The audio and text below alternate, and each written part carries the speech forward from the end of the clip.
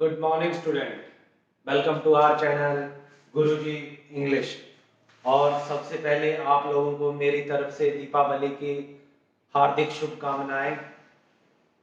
जैसे कि आप सभी को मालूम है, हमारा स्पोकन इंग्लिश सीरीज चली हुई है जिसमें आज डे 6 है।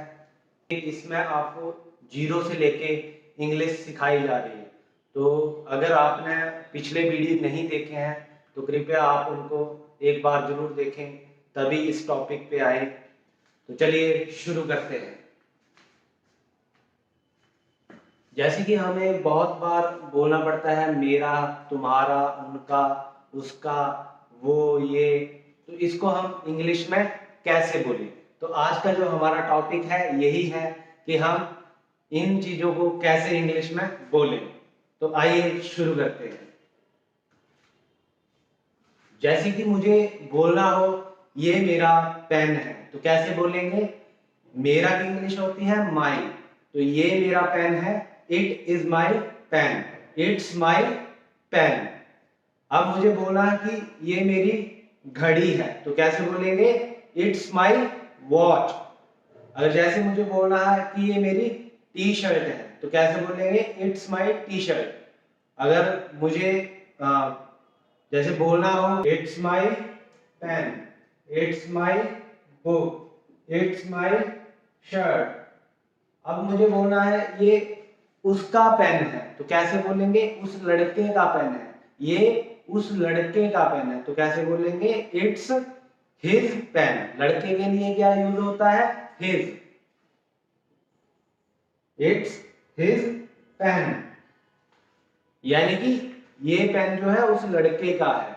अगर लड़की के लिए बोलना हो ये उस लड़की का पेन है, तो क्या यूज करेंगे? It's her pen, it's her pen.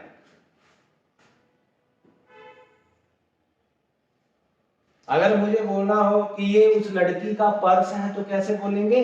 It's her purse, it's her purse. यानी कि लड़की के लिए हर यूज किया जाता है और लड़के के लिए हिज यूज किया जाता है। अब मुझे बोलना हो ये तुम्हारा पेन है, तो कैसे बोलेंगे? ये तुम्हारा पेन है, it's your pen, it's your pen. तुम्हारा या आपका की इंग्लिश होती है योर, तो ये क्या हो गया? It's your pen. अब कई बार हम ये भी बोलते हैं कि तुम्हारा डिसीजन है कि तुम्हें क्या करना है, तो उसके लिए हम क्या बोलेंगे? It's your decision, it's your decision. अब मुझे बोलना है ये तुम्हारा फोन है, तो कैसे बोलेंगे? It's your phone, it's your phone. ये मेरा फोन है, इट्स माई फोन। ये उस लड़के का फोन है, इट्स हिज फोन। ये उस लड़की का फोन है, it's her phone. I hope आप लोगों को ये कंसेप्ट थोड़ा समझ आ रहा होगा। नेक्स्ट देखते हैं। अब कई बार हम ये बोलते हैं कि ये हमारा घर है। बहुत बार देखा होगा आपने, फ्रेंड सर्कल में हम अपने दोस्तों को अपना घर बताते हैं, ये हमारा घर है। तो हमारा की इंग्लिश होती है आर, तो उसको हम कैसे बोलेंगे? It's our house, it's our house. अब कई बार हम ये भी बोलते हैं ये हमारा देश है, यानी कि भारत देश जो है हमारा है, तो क्या बोलेंगे? It's our country, it's our country. उनकी या उनका, कई बार सिचुएशन ऐसी होती है कि हमें बताना होता है कि ये उनकी शॉप है या उनका बिजनेस है, तो कैसे बोलेंगे? देयर यूज होता है यहाँ पे, उनका या उनकी के लिए their. It's their shop, it's their institute, it's their company, it's their factory, it's their car. ये उनकी कार है, तो कैसे बोलेंगे? देयर का यूज करेंगे, इट्स देयर शॉप। जो भी आपने आगे बोलना है, जैसे आपको बोलना है ये उनकी बाइक है, तो कैसे बोलेंगे? It's there bike. नेक्स्ट आता है ये उनका कुत्ता है, तो कैसे बोलेंगे? It's their dog. या कोई और किसी भी चीज को आपको बोलना है तो उनके लिए या उनकी के लिए देयर का यूज होगा। अब मान लीजिए जैकेट की बात हो रही है, ये जैकेट जो उस लड़की की है तो कैसे बोलेंगे, इट्स हिज जैकेट। अगर लड़की की है तो इट्स हर जैकेट, या उन लोगों की है तो इट्स देयर जैकेट, यानी कि उन लोगों की जैकेट है। और हमारी जैकेट है तो कैसे बोलेंगे, इट्स आवर जैकेट।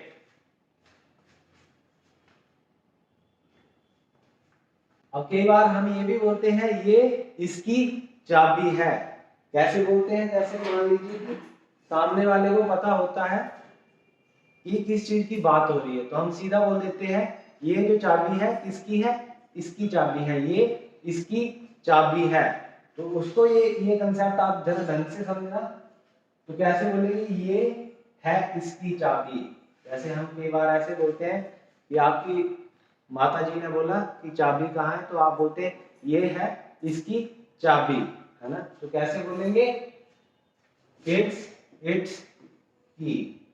पहले वाला जो इट्स है ये है आपका इट इज, इसका मतलब होता है ये है। और जो दूसरा इट्स है इसका मतलब होता है इसकी या इसका। तो क्या हो जाएगा, ये इट्स की। अब कई बार हम बोलते हैं ये है इसका स्क्रू, तो कैसे बोलेंगे, इट्स स्क्रू।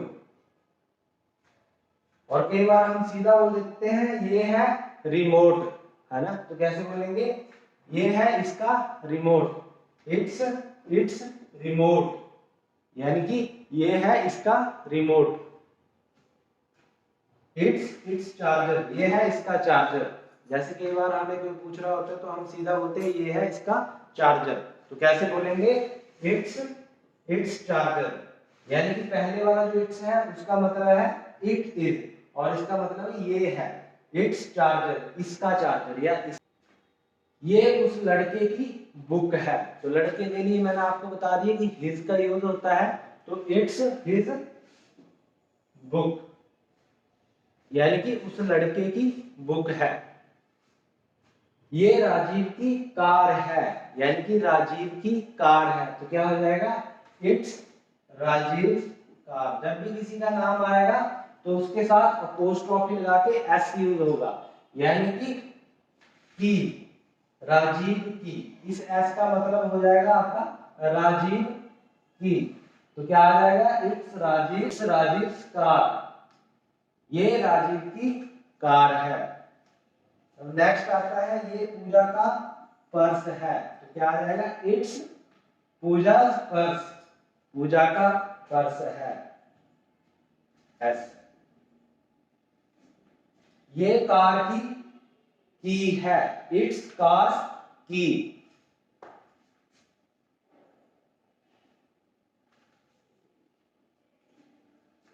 अब नेक्स्ट आता है, जैसे कि हमें बोलना हो विवान राजीव और शिखा का बेबी है, तो कैसे बोलेंगे, Vivaan is Rajiv and Shikha's baby, यानी कि यहाँ पे जो एस लगेगा वो लास्ट नेम के साथ लगेगा, उसके साथ ही एस लगेगा। यानी कि अलग जो विवान है वो अलग अलग नहीं, विवान जो एक ही है। तो और किसका बेबी है, राजीव और शिखा का। तो एस जो है वो लगेगा लास्ट नेम के साथ, शिखा के साथ। तो ऐसे बोलेंगे Vivaan is Rajiv and Shikha's baby. ये अजय और साहिल के पेन हैं, यानी कि बहुत ज्यादा पेन है, अलग अलग पेन है। तो कैसे बोलेंगे, दे आर, एक से ज्यादा है तो they are Ajay and Sahil pen, यानी कि अलग अलग है तो दोनों के साथ एस लगेगा। अजय के भी हैं और साहिल के भी हैं, तो क्या आ जाएगा, they are Ajay and Sahil pen. ये राजीव और राहुल का साझा फैसला है, यानी कि फैसला क्या है, एक ही फैसला है। तो क्या हो जाएगा, it's Rajiv and Rahul's decision, यानी कि ये राहुल और राजीव का साझा डिसीजन है, फैसला है। फोटो में सौरभ के बच्चे भी हैं और पंकज के बच्चे भी हैं, यानी कि एक फोटो लगी हुई है दीवार के ऊपर टंगी हुई है, और उसमें सौरभ के बच्चे भी हैं और पंकज के बच्चे भी हैं। तो उनको हम इंग्लिश में कैसे बोले, दोनों के बच्चे जो हैं अलग अलग हैं, तो कैसे बोलेंगे इंग्लिश में, और एक से ज्यादा है तो they are Saurabh and Pankaj children. अब मैंने आपको बताया सिंगुलर और प्लूरल, लास्ट वीडियो आप देख लेना, उसमें चाइल्ड के लिए अगर एक बच्चा हो तो चाइल्ड और एक से ज्यादा हो तो उनका क्या हो जाता है, चिल्ड्रन हो जाता है। तो क्या हो जाएगा, चिल्ड्रन इन द फोटो, यानी कि they are Saurabh and Pankaj children in the photos. Photo में सौरभ के बच्चे भी हैं और पंकज के बच्चे भी हैं। और कई बार हम ये बोलते हैं वो मेरा भाई है, यानी कि मेरे साथ कोई खड़ा है तो मैं उसको बता रहा हूं कि वो जो है वो मेरा भाई है। तो कैसे बोलेंगे, ही इज माई ब्रदर। कैसे बोलेंगे इसको, वो यानी कि वह, वो मेरा भाई है, ही, इसकी इंग्लिश होती है ही, और ही के साथ मैंने आपको बताया इज का यूज किया जाता है। तो ही इज माई यानी कि मेरा, ही इज माई ब्रदर। वो उस लड़के की सिस्टर है, यानी कि उस लड़के की बहन है। वो जो लड़की है वहां पे खड़ी, वो उस लड़के की बहन है। तो कैसे बोलेंगे, किसकी बात हो रही है, लड़की की, शी इज हिज सिस्टर, वो उस लड़के की बहन है, शी इज हिज सिस्टर। वो मेरे पिताजी हैं, मेरे फादर हैं। तो कैसे बोलेंगे, अब हम कई बार ये भी बोलते हैं कि ही का यूज होगा, he is my father. Please subscribe and share our channel. Next आता है आपका वो मेरी माता जी हैं, यानी कि वो मेरी माता जी हैं। तो जैसे मैंने आपको बताया था लड़की के लिए या औरत के लिए जो भी क्या लगता है, शी लगता है। यहाँ पे शी इज माई मदर, यानी कि मैं किसी को बता रहा हूँ, मैं यहाँ पे खड़ा हूँ, मेरा दोस्त साथ में खड़ा है, मैं उसको बता रहा हूँ कि वो जो वहां पे खड़े हैं वो कौन है, मेरे माता है। तो कैसे बोलेंगे, शी इज माई मदर। वो लोग मेरे दोस्त हैं, यानी कि मैं किसी के साथ खड़ा हूँ यहाँ पे और मैं बता रहा हूँ, इशारा कर रहा हूँ कि जो वो वहां पे खड़े हैं वो मेरे क्या है, दोस्त हैं। तो कैसे बोलेंगे, दे आर। अब दोस्त हैं तो एक से ज्यादा है, तो क्या बोलेंगे, they are my friends. Friend के साथ ऐसे लग जाएगा तो एक से ज्यादा दोस्त हो जाएंगे, फ्रेंड्स हो जाएंगे। और एक से ज्यादा लोगों के लिए मैंने बोला था आपको दे का यूज किया जाता है, दे आर माई फ्रेंड्स, वो मेरे भाई और बहन हैं। अब मैं किसी को बता रहा हूँ कि वो जो वहां खड़े हैं वो मेरे भाई और बहन हैं। अब दोनों ही एक से ज्यादा है तो they are my brother and sister. तो यहाँ पे भी दे का यूज होगा, they are my brother and sister.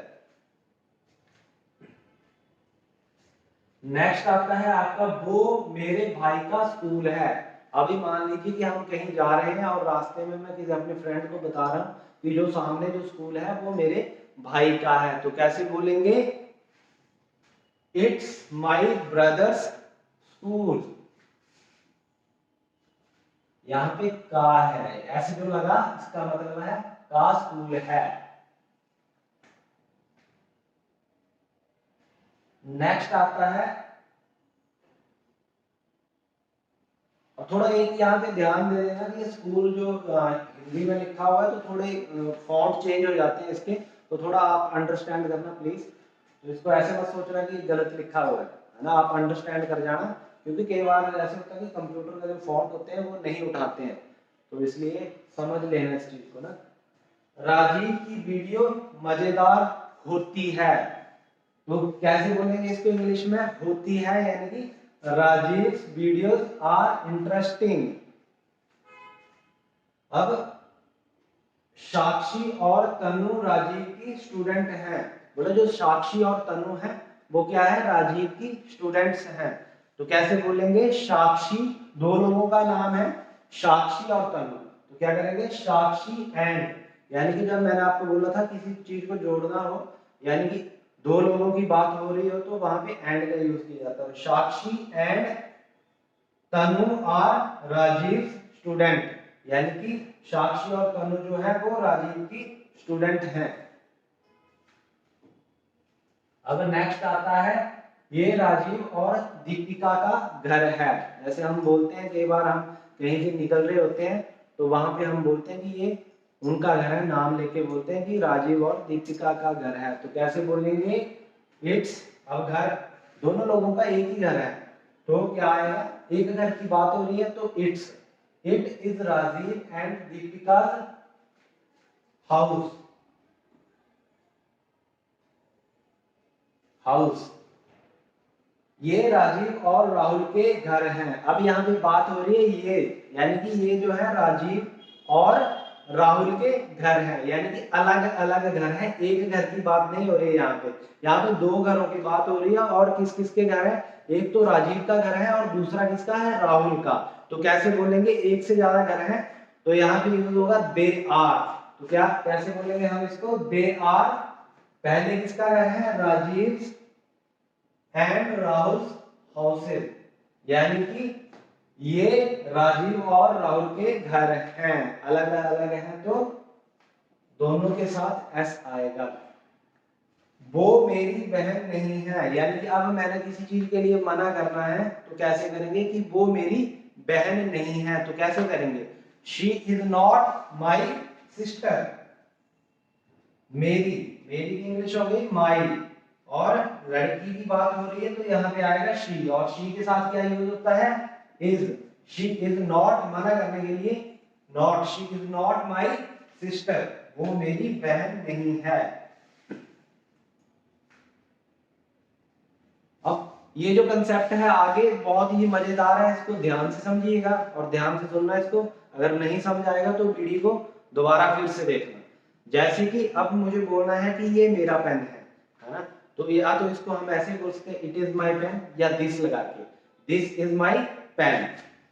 एक पेन की बात हो रही है, दिस इज माई, ये मेरा पेन है, दिस इज माई पेन, ये मेरा पेन है। अब पेन ज्यादा है, अब मान लीजिए अब मेरे पास दो पेन है, ये मेरे पेन है। अब क्या हो गया? पहले मैं एक पेन की बात कर रहा था, ये मेरा पेन है, दिस इज माई पेन। अब मैं बोल रहा हूँ ये दोनों पेन जो है मेरे हैं, ये मेरे पेन है। तो कैसे बोलेंगे? अब जब एक की बात हो रही है तो दिस यूज होगा, और जब दो की बात हो रही है तो क्या यूज होगा? These, these are my pen. एक से ज्यादा जितने भी, एक दो तीन जितने भी होंगे उनके साथ सबके साथ क्या यूज होगा? दीज, और दीज के साथ यूज होगा आर। और किसके पेन है? मेरे। तो क्या क्या बोलेंगे हम? These are my pen. और एक है तो दिस इज माई पेन, और दो हो गए तो दीज आर माई पेन। अब कई बार हम ऐसे बोलते हैं कि वो मेरा पेन है, यानी कि वहां पड़ा हुआ है साइड में कहीं, और मैं यहाँ से इशारा कर रहा हूँ कि वो वाला जो है वो मेरा पेन है। तो उसकी इंग्लिश क्या होगी? उसके लिए हम क्या यूज करते हैं? That, that is my pen, वो वाला जो है वो मेरा पेन है, दैट इज माई पेन। यानी कि दूर पड़ा हुआ, दूर पड़ा हुआ, यहां से मैं इशारा कर रहा हूं कि वहां पे जो वो वाला जो पेन है वो मेरा है। तो क्या, यानी कि मैं बोल रहा हूं कि वो जो वहां पड़ा हुआ वो तुम्हारा पेन है। तो क्या इंग्लिश होगी इसकी? दैट इज योर पेन, यानी कि तुम्हारी बात हो रही है तो योर। तो और दूर पड़ा हुआ है तो उसके लिए क्या यूज करेंगे हम? दैट, वो, दैट इज योर पेन, वो वाला जो पेन है वो तुम्हारा है। अब पेन एक से ज्यादा है, यानी कि वो तुम्हारे पेन है, तो क्या यूज होगा यहाँ पे? दीज नहीं, यहाँ दीज यूज नहीं होगा, यहाँ पे दैट का होता है दोज, यानी कि those are your pen. I hope आप समझे होंगे। एक बार इस कंसेप्ट को मैं फिर से रिपीट कर देता हूं। जैसे कि अभी मेरे हाथ में पेन है तो क्या है, मैं इसको ऐसे बोलूंगा ये मेरा पेन है, तो क्या बोलेंगे? This is my pen. और एक से ज्यादा दो हो गए, ये मेरे पेन है, दीज आर माई पेन्स। और अब मैं इशारा कर रहा हूं कि वहां पे जो पेन पड़े हैं वो उसके हैं, यानी कि तुम्हारे हैं। तो क्या बोलेंगे? दैट इज योर पेन, यानी कि वो तुम्हारे पेन है।